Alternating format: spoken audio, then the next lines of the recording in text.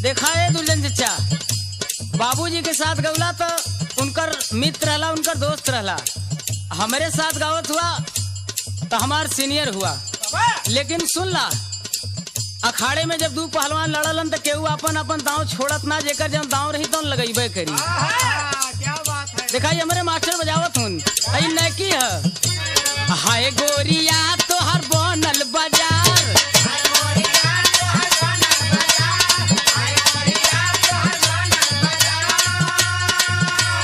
देखलाते लागे दहिया तोहार,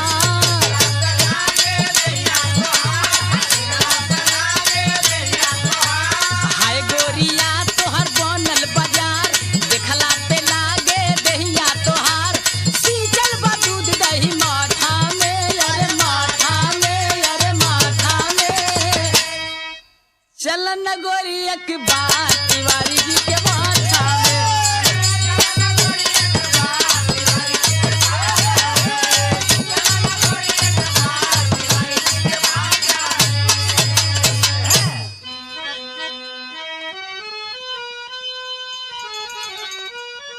वाह मास्टर।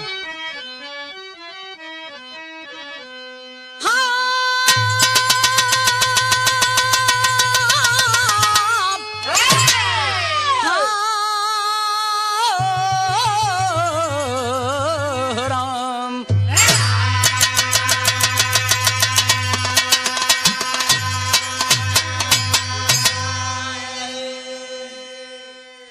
राजा भोजी के दरबारी में सज्जनों, राज की नर्तकी एक हूरी रही, नाम था लक्ष्य हीरा, नरम थी उमर गदराई, जवानी लनूर रही।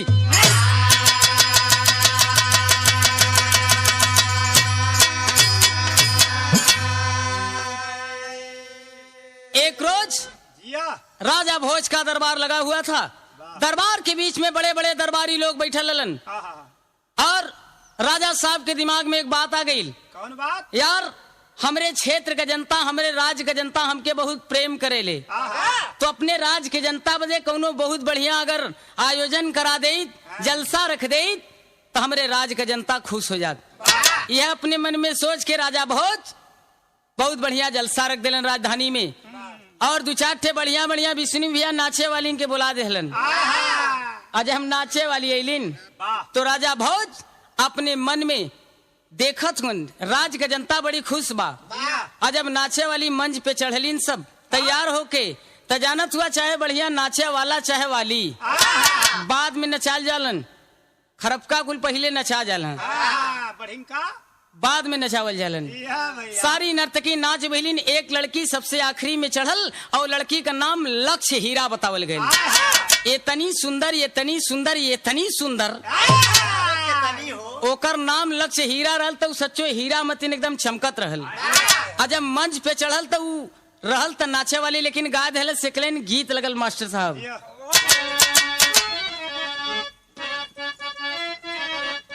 ताज वह बाब दिखाई दुर्जन चाहिए तोहरे जमाने वाली है, हम पूरन क्यों में गाइला कि जब से इनकी किनकी कि जब से इनकी जवानियाँ चढ़ी है, जब से इनकी जवानियाँ चढ़ी है,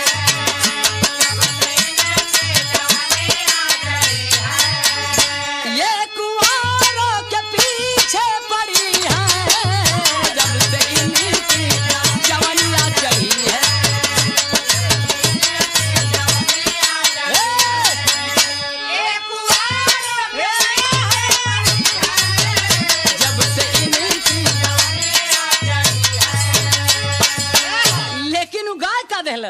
कि जल गई है समाले नजाकत, जल गई है समाले नजाकत,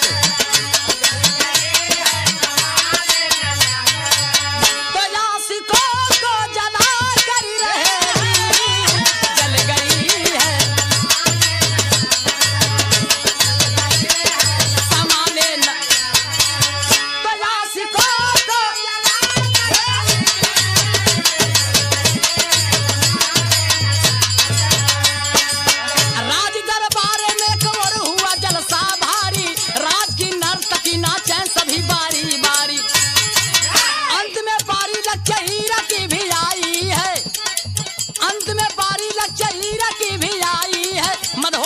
मस्त हिरनिया ने लड़ाई है। आ जब वो मंच पे चढ़ल तो जितना बुढ़वा लोग पीछे बैठल ना घुसुक के आगे आवे शुरू कैलन। आगे हाँ आगे आवे शुरू कैलन। कहला यार ये जितना सुंदर बा उतने सुंदर गौतो बा। अब वही अपने में लोग बात करत हुन तबले वो गाय देहलस। का गा देहलस रहल ता हीरा भैया नाचे वाली, लेकिन 1 लाख का बात गौलस। का गौलस जिया लाल आ तर्ज कौन हो बड़ी पुरान बा। तर्ज वह बा फिल्म पाकीजा जौन की अपने जमाने में बड़ा तहलका मचूले रहल। अरे इन्हीं लोगों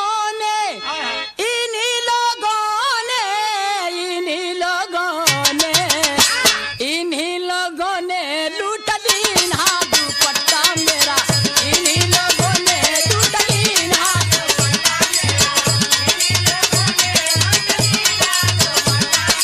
हो दुपट्टा मेरा।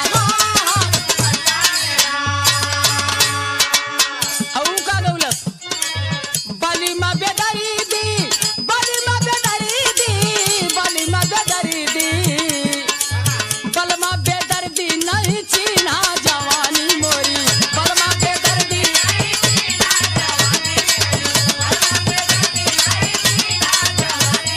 हो जी हो जवानी मोरी। हाँ फिल्म वाला गौले है वाह वाह हमारी न मानो सिपहिया से पूछो। आय हाय लेकिन देखा हमरे बिरहा में हमरे गुरुजी स्वर्गीय चंद्रिका उस्ताद हमरे 1 लाख का बात लिखलन। फिल्म वाला ससुरा कहा गाई ये का लिखी वो गा लिख देहलन अपने बिरहा में। कजरा का कीमत नजरिया से पूछो, कजरा का कीमत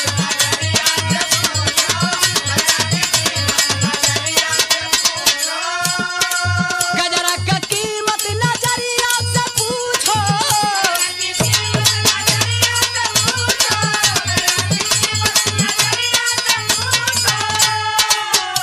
नजरिया से पूछो जिस जरा कतल कर दीना जवानी मोरी। जरा कतल कर दीना हो जी हो जवानी मोरी। हाँ उगा देलस। दादा लोग कला रे यार ई जितने सुंदर बा उतने सुंदर गावत भी बा। आ तबले उ फेर एक लाइन गा देहलस। का गा देहलस चदवा का कीमत चकोरिया से पूछो, चदवा का कीमत चकोरिया से पूछो, चदवा का कीमत चकोरिया से पूछो।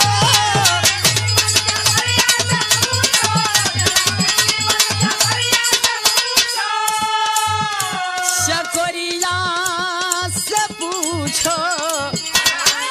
ए दुर्जन चाचा सुन ला का जिसका जिगर 14 चिन्हा जवानी मोरी।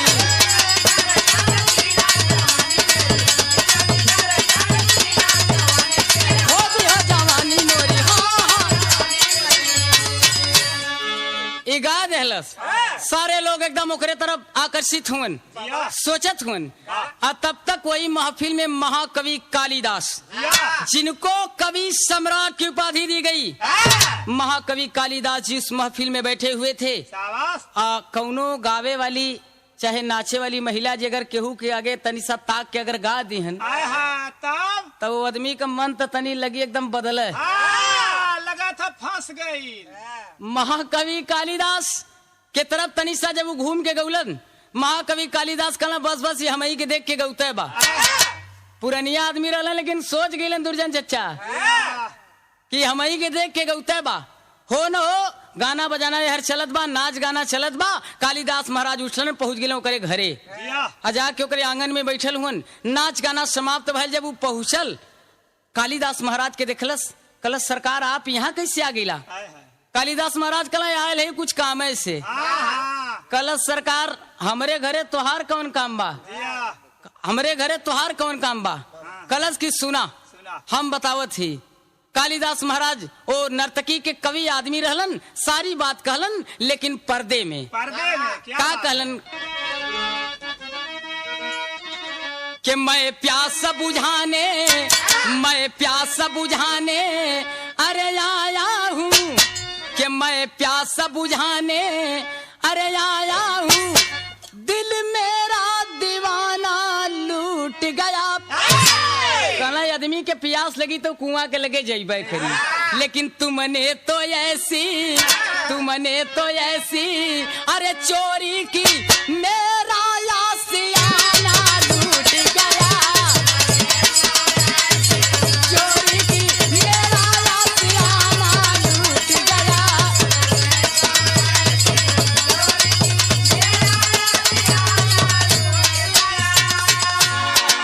अच्छा तो बुढ़वा ऐसा निशाना साधलन कि सबके समझ के बारे हो जाला, लेकिन नर्तकी कहलस के भरी अच्छी लच्छी हीरा बोली सम्माना बुलाती जलने को।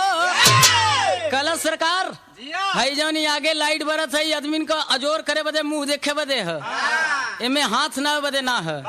और मेरी बात करते हैं तो सुन लीजिए, मैं राज नर्तकी हूँ कवि राजा की सेवा करने को।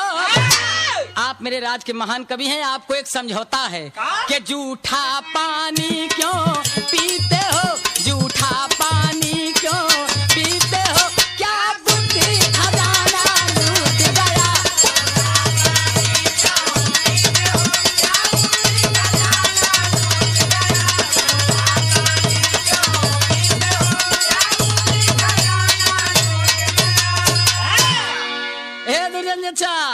जूठा पानी काहे पियत हुआ?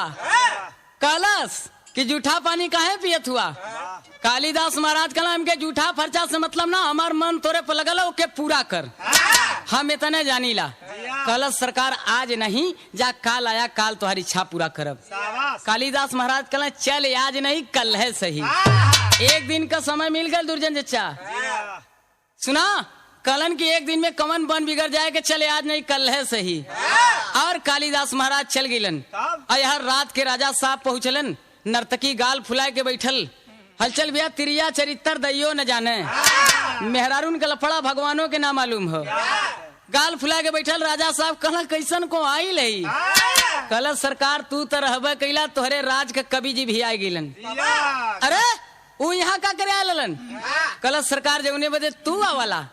कहला का कलन जवन तू कहला? कहला तय का कहली। कहला सरकार हम तो भगा देली, काल बोले ही। कहला अच्छा अच्छा एक काम कर, वो हमारे राज का महान कवि उनका दिल मत तोड़े, और साथ साथ हमारे एक ठे काम के दी है। का कलन एक लाइन गीत लगल,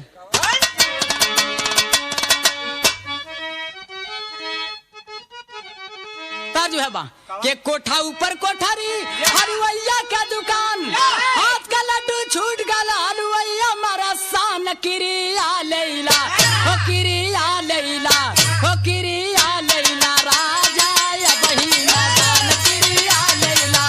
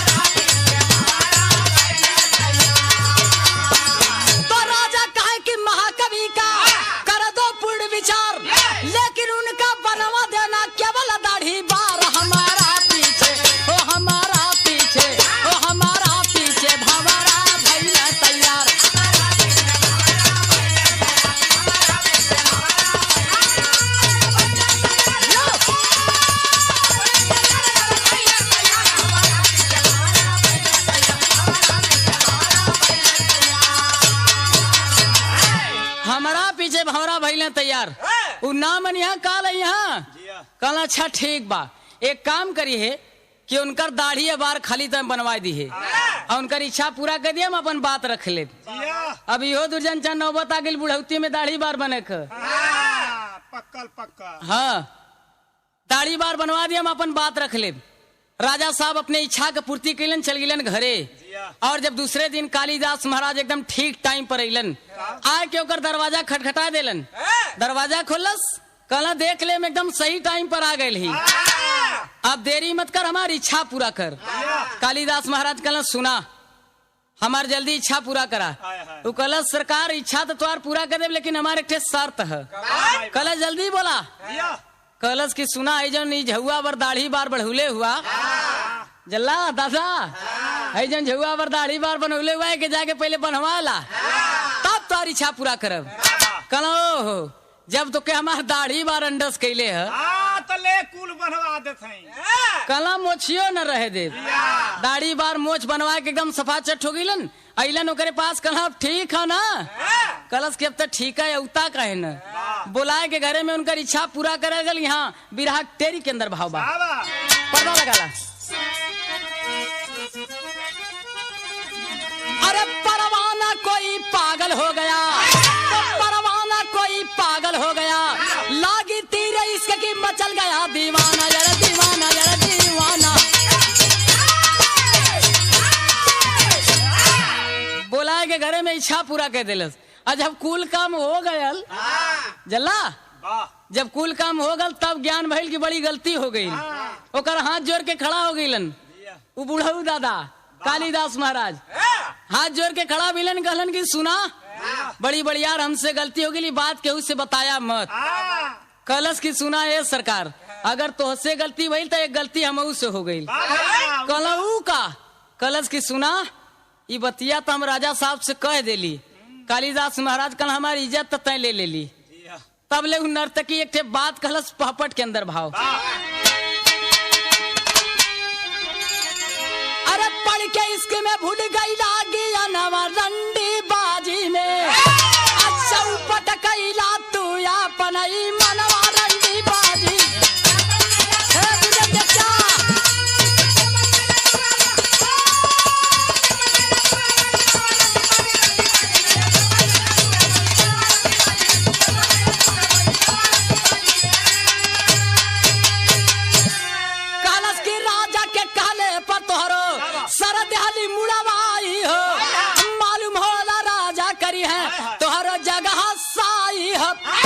दरबारे में जाई बजब बिहलवा रंडी बाजी में सबके आगे झुक जाई गर्दनवा रंडी बाजी में।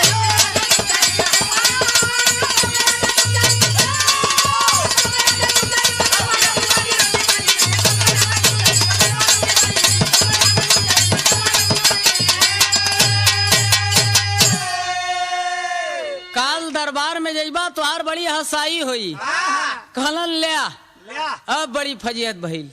कहला एक काम कर जैसे राजा साहब का बात रखली वही तरह हमरो बात रख ताकि हमहू ए राज का महान कवि है अपन इज्जत उज्जत बचाई। कलश की महाराज तुहार जैसे इज्जतिया बची तू बतावा हम बचाए दी। कहला एक काम कर राजा साहब तोरी यहाँ कब आलो कलश की राती के। कहला ढेर कुछ ना करे के राजा साहब के अंगनवा में घोड़ा बना के 3-4 फेरा घुमा दी है हम अपन बात रख ले। कहले ठीक बा महाराज इतना ना कहला हाँ अयहर कालिदास महाराज चल गिलन। रात के राजा साहब पहुंचलन फिर गाल फुलाए के बैठल। जब गाल फुलाए के बैठल राजा साहब कहला करे काहे कोहाइल है। कलश की महाराज हमार मन करता घोड़ा पे बैठे कर। कहला तो में कोहाइले का कौन बात है रात दरबार में कमी कौने बात के बा। 1-2 ना 25-50 टे घोड़ा मंगाओ थी बैठले। कलश महाराज हमके वो घोड़ा ना चाहिए हमके जे बहुत प्रेम करे वाला हो ते घोड़ा बने तो हम बैठब। कहला तब तो ए हिसाब से हमसे ज्यादा तो प्रेम करे वाला तो के केहू है ना है। एक काम कर जल्दी से घरे के कुल खिड़की दरवाजा बंद कर। हम जानती तय जानती हम ही घोड़ा बन लेती बैठ ले और वही चारों तरफ का खिड़की दरवाजा बंद करा के वही आंगन में घोड़ा बन गिलन। आज जब घोड़ा बनलन तो कहत बा एक लाइन तर्ज हमरे पिताजी स्वर्गीय रामदेव जी के जवानी के आलम के गीत दुर्जन चल लग गई।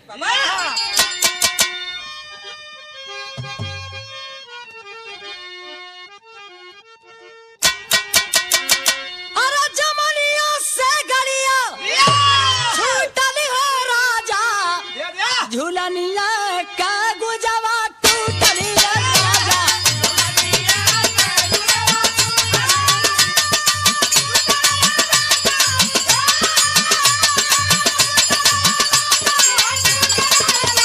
झुलनिया के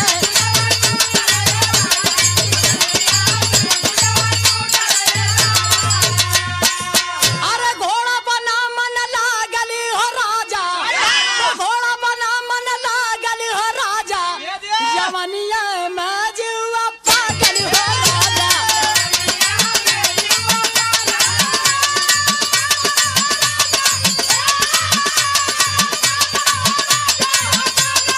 जवनिया में जीवा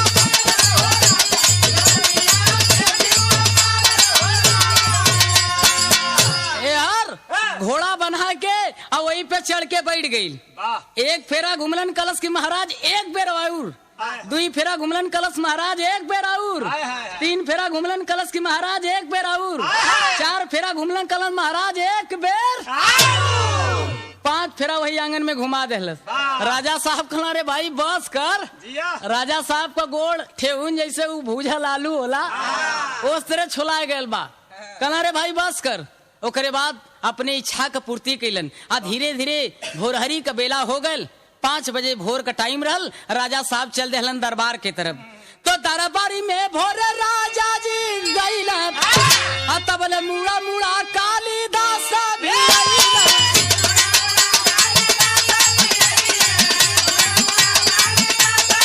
अरे जियारा हमारी अनुरागल हो राजा जवनिया में जुआ पागल हो राजा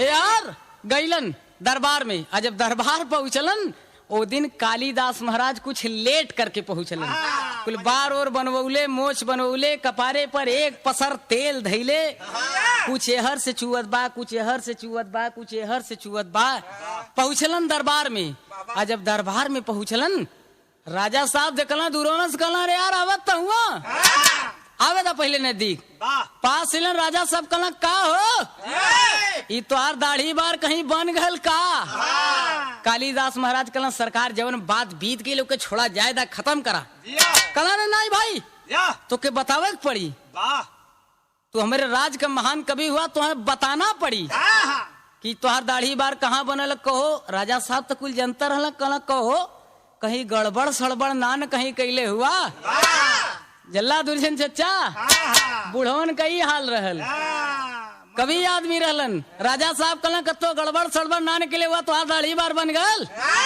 कहला रे सरकार जवन बीत गए के खत्म करा जाएदा कहला रे नहीं भाई वाह तू बताइबा पूरा दरबार सुनी अब तुम्हें बताना पड़ी कहला सरकार ना मनबा कहला ना ना कह ना मनबा कह ना तुम्हें बतावे के पड़ी कहला तो ठीक बा ना मनबा तो सुना हम बतावत ही का बतूलन तनी सा पर्दा लगा लिया वाह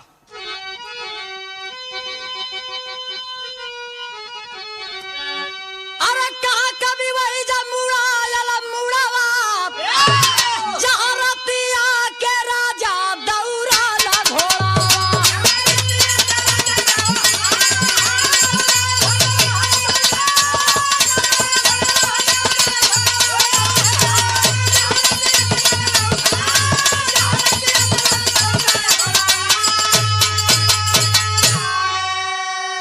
कहला सरकार हमार दाढ़ी बार वही जा बनल जहाँ राती के घोड़ा दौड़त रहल कहला ए भाई एक कैसे मालूम हो गल कहला नहीं नहीं जाना तो नहीं अनहारे में तीर चलावत बा कहला ए या कैसन घोड़ा कहला सरकार घोड़ा का रंग बतावे कोई घोड़ा का कलर बतावे कोई कहला बिल्कुल बिल्कुल कहला सुना तब सुना क्या मर्द बनल घोड़ा जहाँ तिरिया सवार हो एक घाटे पानी पियला से रया सिंगार हो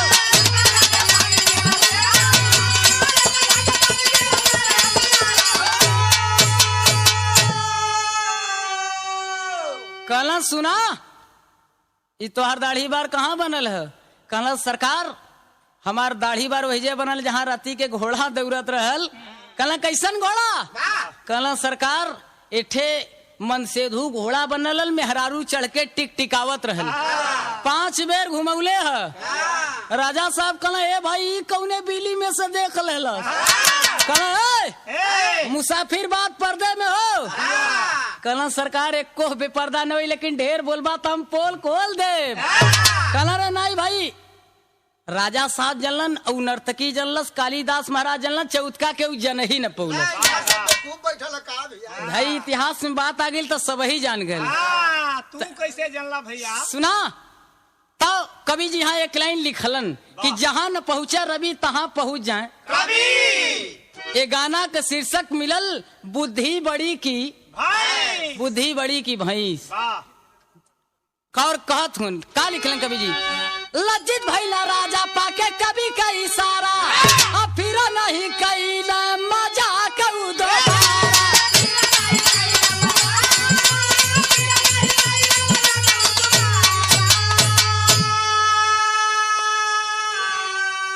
वही मोरे माथे पर फिरल छुड़वा जहाँ रतिया के राजा दौरा लगवा।